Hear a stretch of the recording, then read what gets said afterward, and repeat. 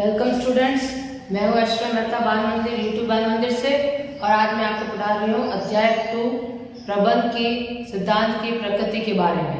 अध्याय 2 चल रहा है, इसमें मैंने टॉपिक लिया प्रबंध के सिद्धांत की प्रकृति। इसके बारे में बताने से पहले मैंने आपको प्रबंध के सिद्धांतों को लेकर इंट्रोडक्शन दिया था, जिसमें मैंने आपको बताया था कि सिद्धांत क्या होते हैं और किस तरह से विकसित किए जाते हैं।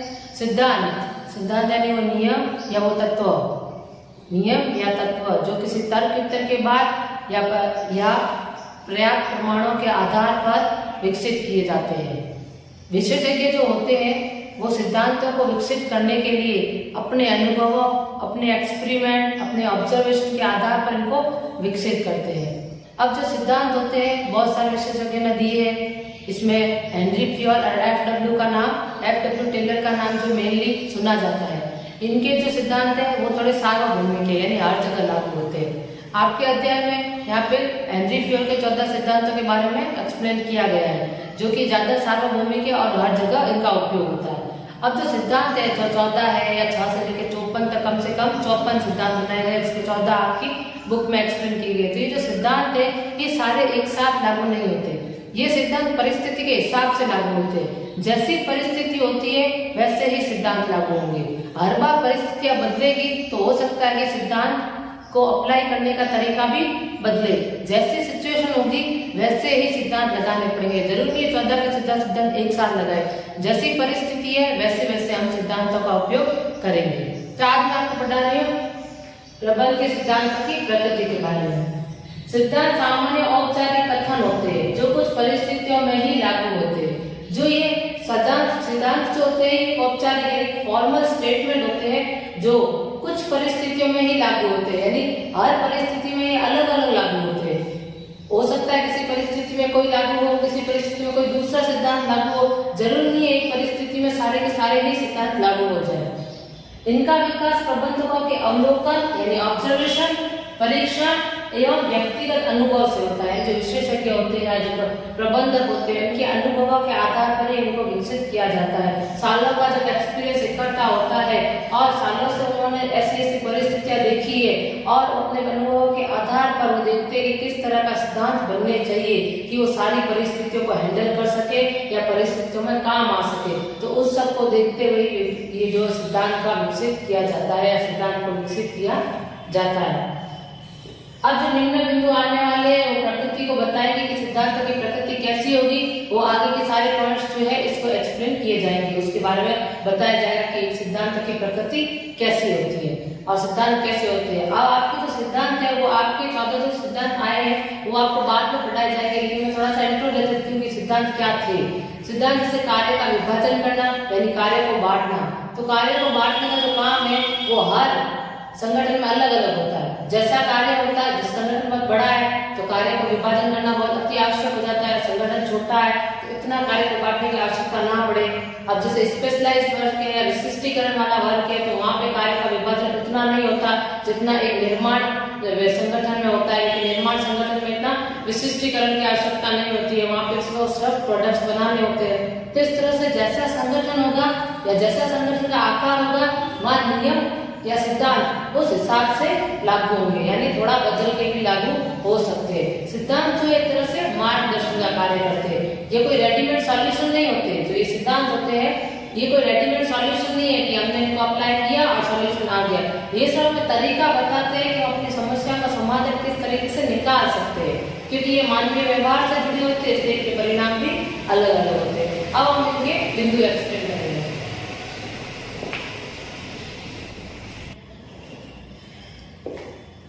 तो प्रकृति का पहला बिंदु है सर्वप्रयुक्त। सर्वप्रयुक्त यानी जो यूनिवर्सल है, जो हर जगह प्रयुक्त किए जा सकते हैं। तो प्रबंध के सिद्धांत की पहली प्रकृति का पॉइंट है कि ये हर जगह यूज किए जा सकते हैं। ये सर्वप्रयुक्त है, इसे किसी भी संगठन में उपयोग में किया जा सकता है। यानी जो ये प्रबंध के सिद्धांत होते हैं इन्हें किसी भी संगठन में प्रयुक्त किया जा सकता है, यूज किया जा सकता है, इसका उपयोग किया जा सकता है, चाहे वो संगठन कैसा भी हो, छोटा बड़ा, गैर व्यवसायिक, लाभकारी, गैर लाभकारी, जो भी कैसा भी हो उसमें हम उपयोग कर सकते हैं।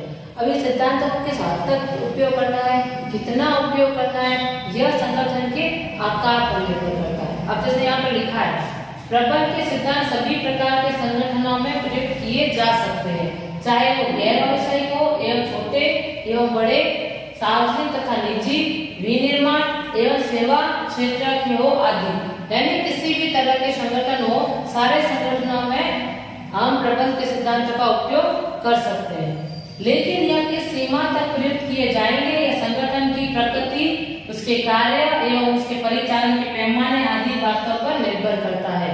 लेकिन यह सिद्धांत किस हद तक प्रयोग करेंगे या किस सीमा तक प्रयोग करेंगे, यह संगठन के प्रकृति और कार्यों पर निर्भर करते हैं। और भी बहुत सारी बातें होती है, उन पर निर्भर करते हैं। अभी मैंने आपको एग्जाम्पल कार्य विभाजन का दिया, तो कार्य विभाजन में मैंने आपको ये बताया कि जो बड़ा संगठन होगा उसमें कार्य का विभाजन ज्यादा करना होगा, यानी कार्य को ज्यादा बांटना पड़ेगा। ये कार्य का विभाजन जो है ये एक सिद्धांत है। इस सिद्धांत का मतलब है कि कार्य को छोटे छोटे भागों में बांटना ताकि कार्य बहुत अच्छे तरीके से हो जाए। तो एक बड़े संगठन में कार्य को बांटना बहुत जरूरी हो जाता है थोड़े छोटे छोटे भागों में, ताकि स्पेशलाइजेशन आता है, विशिष्टीकरण आता है। लेकिन एक छोटे आकार के संगठन में कार्य का विभाजन इतना जरूरी नहीं होता, काम भी बहुत कम होता है, तो कम काम को इतना बांटना अति आवश्यक नहीं है। थोड़ा भी बांटेंगे तो चल जाएगा।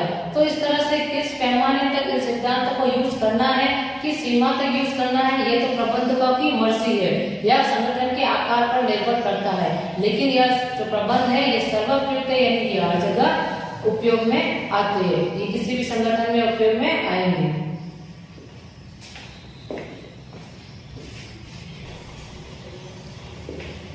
तो दूसरा बिंदु है सामान्य मार्गदर्शन, यानी ये मार्ग दिखाते हैं। ये जो प्रबंध के सिद्धांत होते हैं किसी समस्या को सुलझाने का रास्ता दिखाते हैं, यानी ये सिर्फ रास्ता दिखाएंगे, कोई रेडीमेड सॉल्यूशन नहीं देंगे।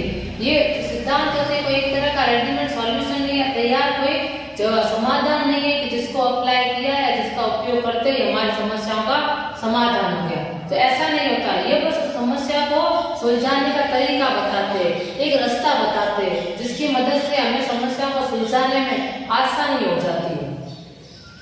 अब इसमें लिखा है सिद्धांत किसी भी समस्या की सुलझाने का मार्गदर्शन करते हैं, लेकिन यह सिद्धांत समस्या का तैयार समाधान नहीं होते, यानी रेडीमेड सॉल्यूशन नहीं होते। या रेडीमेड सॉल्यूशन नहीं होते मतलब ये जो सिद्धांत है किसी भी समस्या को सुलझाने का 100% यानी 100% वादा नहीं करते कि यह जो सिद्धांत को अप्लाई करने से या उस सिद्धांत का उपयोग करने से आपका 100% समस्या का समाधान निकल ही आएगा या 100% समस्या खत्म हो जाएगी, ऐसा ये नहीं कहते। ये बस समस्या को कहीं हद तक सुलझाने के लिए मार्गदर्शन करते हैं या कहीं हद तक सुलझाने के लिए मदद करते हैं।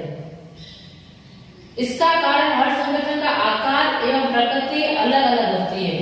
इसका कारण क्या है? ये रेडीमेड सॉल्यूशन नहीं है या ये 100% समाधान नहीं देते। इसका कारण ये है कि हर संगठन का आकार और प्रकृति अलग अलग होती है और एवं उनकी समस्याएं भी जटिल एवं गतिशील होती है। हर संगठन अलग अलग होता है, उसकी समस्याएं अलग अलग होती है और ये सिद्धांत जो मानवीय व्यवहारों से जुड़े हुए होते हैं, इसलिए इनके परिणाम भी अलग हो सकते हैं। इसलिए जो सिद्धांत है वो किसी भी समस्या का 100% समाधान नहीं देते, वो सिर्फ मार्गदर्शन करते हैं समस्या को सुलझाने में। अब इसका एक एग्जाम्पल लेके मैं आपको समझाती हूँ। जैसे फेयर रेम्यूनरेशन, यानी हर कर्मचारी को हमें सही वेतन देनी चाहिए, हर कर्मचारी को उसकी काम की सही वेतन देनी चाहिए। लेकिन यहाँ पे सही की क्या परिभाषा है, सही का क्या मतलब है? एक बड़े मल्टीनेशनल कंपनी में एक जो मैनेजर की जो होती है जॉब है, मैनेजर की जो सैलरी होती है वो 50,000 होती है, कर्मचारी की सैलरी होती है, कर्मचारी की 50,000 सैलरी होती है, जबकि एक छोटे कंपनी के कर्मचारी की सैलरी 5 या 10,000 होती है।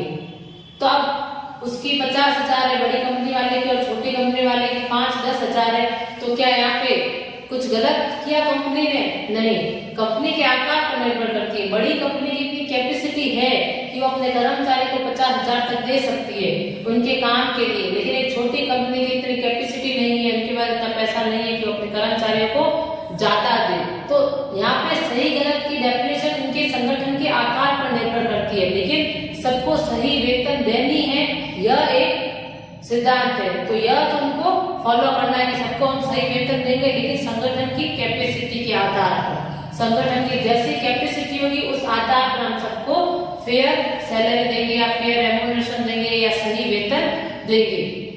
इससे कर्मचारियों में कोई भेदभाव भी नहीं आएगा और कर्मचारियों को किसी चीज का दुख भी नहीं होगा कि जो छोटी कंपनी में काम करता है ऑफ कोर्स इससे कम ही सैलरी मिलेगी, और जो बड़ी कंपनी में काम करते हैं तो वहाँ का काम भी बड़ा होगा, इसलिए उनकी सैलरी भी ज्यादा होगी। तो ये एक एग्जाम्पल था कि सिद्धांत दोनों में लागू तो सेम ही है कि सबको सही सैलरी देनी है, लेकिन सही की परिभाषा दोनों कंपनी या संगठन में थोड़ी थोड़ी अलग है। इसलिए संगठन जो सिर्फ ये सिद्धांत है वो सिर्फ मार्गदर्शन का कार्य करते हैं, वो रेडीमेड सॉल्यूशन नहीं देते, सिर्फ समस्याओं को सुलझाने का तरीका बताते हैं।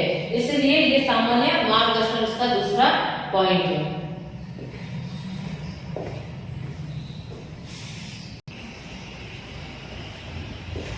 तो तीसरा पॉइंट है प्रकृति का व्यवहार एवं शोध द्वारा निर्मित। व्यवहार एवं शोध द्वारा मतलब प्रैक्टिस एंड एक्सपेरिमेंट। व्यवहार एवं शोध का मतलब प्रैक्टिस एंड एक्सपेरिमेंट द्वारा निर्मित, यानी ये प्रैक्टिस और एक्सपेरिमेंट के द्वारा ही विकसित किए जाते हैं सिद्धांत। यानी ये सिद्धांत कोई रातों रात नहीं बनते, या कोई रातों रात सोच ले कुछ और फिर अगले दिन सिद्धांत बना दे, या फिर किसी व्यक्तिगत भावना या किसी पर्सनल फीलिंग नहीं है। यह सालों का अनुभव है, सालों और एक्सपेरिमेंट करने के द्वारा, प्रैक्टिस करने के द्वारा ही ये विकसित किए जाते हैं अनुभव। जो भी अनुभव के आधार पर विकसित किए जाते हैं। जो भी बड़े बड़े विशेषज्ञ होते हैं जो सालों से काम कर रहे हैं, वो अपने अनुभवों के आधार पर, एक्सपेरिमेंट के आधार पर और प्रैक्टिस के आधार पर इन सिद्धांतों का उन्होंने निर्माण किया है। इस सिद्धांतों का निर्माण उन्होंने इतने सालों की मेहनत के बाद किया है। तो इसमें थोड़ा टाइम लगता है क्योंकि ये सालों के अनुभवों के आधार पर ही बनते हैं। अब इसमें पहला लिखा है प्रबंध के सिद्धांतों का सभी प्रबंधकों के अनुभव एवं बुद्धि चातुर्य एवं शोध के द्वारा ही निर्माण होता है। जो प्रबंध के सिद्धांत है वो सभी प्रबंधकों के अनुभव, यानी इनके क्या अनुभव एवं बुद्धि चातुर्य, इनके दिमाग एवं शोध यानी एक्सपेरिमेंट के द्वारा ही निर्माण होता है। किसी भी प्रबंध के जो प्रबंधक होते हैं उनके अनुभवों के आधार पर, उनकी बुद्धि के आधार पर एवं उनके एक्सपेरिमेंट के आधार पर, जो उन्होंने इतने सालों में अलग अलग संगठनों में या एक ही संगठन में अलग अलग परिस्थितियों में जो एक्सपेरिमेंट किए, उनके आधार पर ही वह सिद्धांतों का निर्माण करते हैं। यह सिद्धांत नहीं एक रात में बनते हैं और नहीं किसी की व्यक्तिगत भावना है। जो सिद्धांत बनाए गए हैं, कार्य का विभाजन है, सही रेम्युनरेशन देना है, सहयोग से काम करना, सब मिलजुल कर सहयोग से काम करें, इस तरह के बहुत सारे सिद्धांत बनाए गए हैं। तो सिद्धांत जो बनाए गए कोई रातों रात नहीं बने हैं। जैसे बहुत सारे सिद्धांत रातों रात में बनकर नहीं किसी की पर्सनल फीलिंग है, यह तो अनुभवों के आधार पर, सालों के अनुभवों के आधार पर एवं एक्सपेरिमेंट या शोध के आधार पर विकसित किए गए हैं प्रबंधकों के द्वारा। पूरे निरीक्षण एवं शोध के बाद यह विकसित होते हैं। कोई भी सिद्धांत बनने से पहले उसका पूरा निरीक्षण किया जाता है, उसको पूरा उसका एक्सपेरिमेंट किया जाता है, उसको परखा जाता है। हर परिस्थिति में परख से देखा जाता है कि ये सिद्धांत हर परिस्थिति में कितना सही है, कितना गलत साबित हो रहा है, हर परिस्थिति में सिद्धांत काम आ भी रहा है या नहीं आ रहा है। सारा पूरा निरीक्षण करने के बाद ये सिद्धांत जो है विकसित किए जाते हैं। तो ये तीसरा पॉइंट जिसकी प्रकृति है वो यही कह रहा है कि जो प्रबंध के सिद्धांत है वो व्यवहार एवं शोध द्वारा ही निर्मित होते हैं, यानी प्रैक्टिस और एक्सपेरिमेंट से ही निर्मित होते हैं। ये रातों रात नहीं बनते, नहीं किसी की रातों रात सोच से बनते हैं। इसको बनने में, इसको विकसित होने में टाइम लगता है और उस समय अनुभव जो प्रबंधक होते हैं वो अपने बुद्धि चातुर्य या अनुभव और शोध के आधार पर इसका निर्माण करते हैं। तो ये है इसका तीसरा पॉइंट।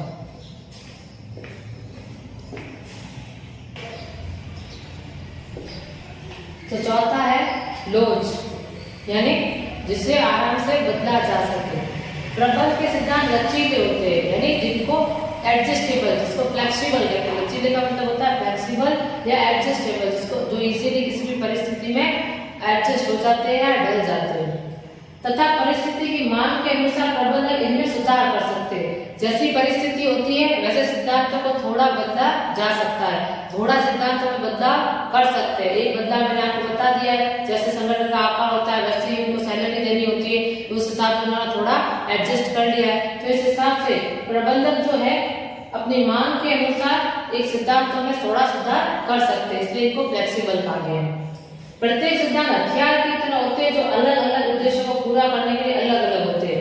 जो प्रत्येक सिद्धांत जो होते हैं वो हथियार की तरह होते हैं, यानी बहुत सारे हथियार होते हैं, सारे हथियारों का उपयोग हम एक साथ तो नहीं करते, उन हथियारों का हम अलग अलग समय पर अलग अलग परिस्थिति के हिसाब से उपयोग करते हैं। तो उसी तरह से अलग अलग उद्देश्यों के लिए अलग अलग सिद्धांत होते हैं और यह प्रबंधकों पर निर्भर करता है कि किस परिस्थिति में वो किस सिद्धांत का उपयोग करेंगे। यह उनकी बुद्धि तत्व पर निर्भर करेगा कि कैसी परिस्थिति में उनको कैसा सिद्धांत उपयोग में करना है। इसलिए इनको हथियार की तरह माना गया, जैसे हथियार तलवार होती है या भाला हो गया या जो कहते धनुष और धनुष हो गया। तो ये किस वक्त कौन सा उपयोग करना है यह उस आदमी पर निर्भर करता है। उसी तरह किस सिद्धांत का कब कौन सी परिस्थिति में उपयोग करना है यह भी प्रबंधक के ऊपर ही निर्भर करता है कि कौन सी परिस्थिति में इनका उपयोग करना है। और सिद्धांत हर परिस्थिति में उपयोग करने लायक होते हैं।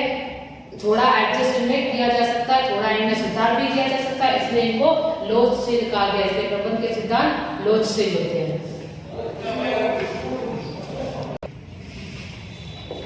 तो पांचवा पॉइंट है इसका मुख्यतः व्यावहारिक, यानी जो प्रबंध के सिद्धांत होते हैं वो मनुष्य से जुड़े हुए होते हैं, मनुष्य के व्यवहार से जुड़े हुए होते हैं, इसलिए इन्हें मुख्यतः व्यावहारिक कहा जाता है, क्योंकि इनका प्रबंध के सिद्धांतों का सीधा लेन देन मनुष्य के व्यवहार से होता है। प्रबंध के सिद्धांत जो होते हैं वो उच्च अधिकारियों को, अधीनस्थों को एवं संगठन के बाकी सदस्यों को आपस में जोड़े रखने का कार्य करते हैं एवं उनमें उनको एक दूसरे के लिए सहायता के लिए प्रेरित भी करते हैं। वे प्रबंध के सिद्धांतों का लक्ष्य मानवीय व्यवहार को प्रभावित करना होता है। प्रबंध के सिद्धांत सीधे व्यवहार से, जो मानवीय व्यवहार से जुड़े होते हैं या मनुष्य के व्यवहार से जुड़े हुए होते हैं, इसलिए वो उन्हीं को प्रभावित भी करते हैं। इसलिए प्रबंध के सिद्धांत मुख्यतः व्यावहारिक प्रकृति के होते हैं। यह सिद्धांत संगठन के अधीनस्थ उच्च अधिकारी एवं सदस्यों के बीच पारस्परिक संबंध को भली भांति समझने में सहायक होते हैं। यानी जो उच्च अधिकारी और अधीनस्थ और बाकी सदस्यों के बीच में जो सहायक की तरह उपयोग कर सकते हैं, यानी ये इन तीनों को जोड़े रखने का कार्य, इन तीनों को एक रखने का कार्य भी प्रबंध के सिद्धांत करते हैं और इनके व्यवहारों को समझने में भी सहायता करते हैं प्रबंध के सिद्धांत। इसलिए इनको मुख्यतः व्यावहारिक कहा गया है, क्योंकि इनका सीधा सीधा लेन देन मनुष्य के व्यवहार से होता है।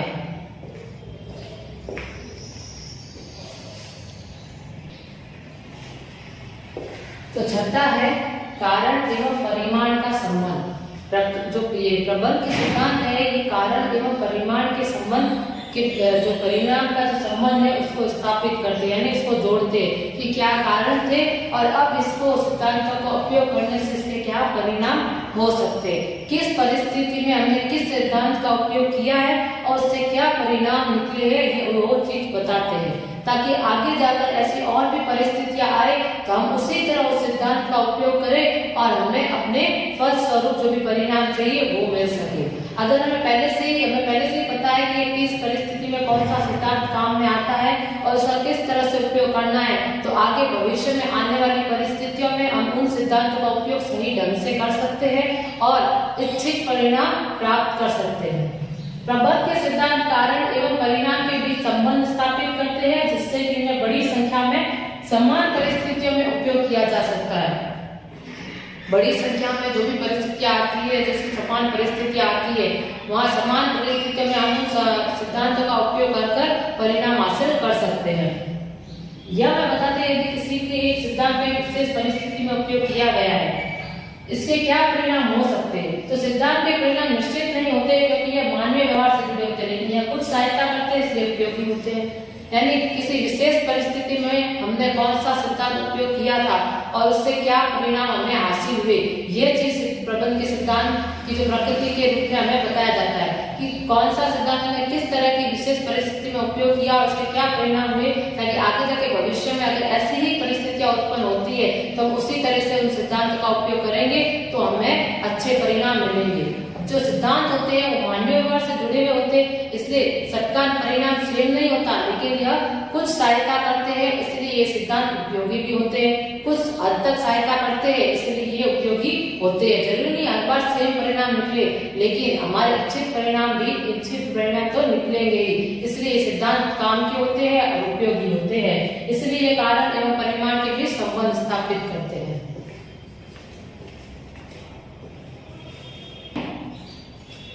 और परिणाम जो है रिजल्ट, यानी हमने क्या उपयोग किस सिद्धांत का उपयोग किया और क्या रिजल्ट आए और क्या कारण परिस्थिति के क्या कारण रहे होंगे या ऐसी परिस्थिति परिस्थितियां क्यों उत्पन्न हुई और इसका रिजल्ट क्या रहा, इन सबके बीच में संबंध स्थापित करने का काम भी प्रबंध के सिद्धांत का होता है। जैसे जो भी कारण रहा तो परिस्थिति में जब हमने सिद्धांत का उसका उपयोग किया तो वो जो समस्या का समाधान निकल गया या समस्या सुलझ गई, तो हम इन सिद्धांतों का उपयोग करते रहेंगे आगे की परिस्थितियों में भी। जैसे एक सिद्धांत है कि हमें एक बॉस से, जो कर्मचारियों को सिर्फ एक बॉस से ही ऑर्डर लेना चाहिए, एक कर्मचारी पर 4-5 बॉस नहीं होने चाहिए, क्योंकि अगर 4-5 बॉस होंगे तो सबसे क्या है अलग अलग ऑर्डर्स आएंगे और वो कर्मचारी कंफ्यूज हो जाएगा कि हमें किस बॉस का ऑर्डर फॉलो करना है। तो अगर ऐसी कंफ्यूजन आती है तो अगली बार ध्यान रखा जाए परिस्थिति में कि एक कर्मचारी पर सिर्फ एक ही बॉस हो और उस बॉस पर भी सिर्फ एक ही बॉस हो, ताकि सब एक ही ऑर्डर फॉलो करें, ताकि कर्मचारियों में कोई भी कंफ्यूजन ना रहे किसी भी बात को लेकर। तो इस तरह से जो भी कारण आते हैं या परेशानियां आती है तो उसको सुलझाने के लिए सिद्धांत काम में आते हैं।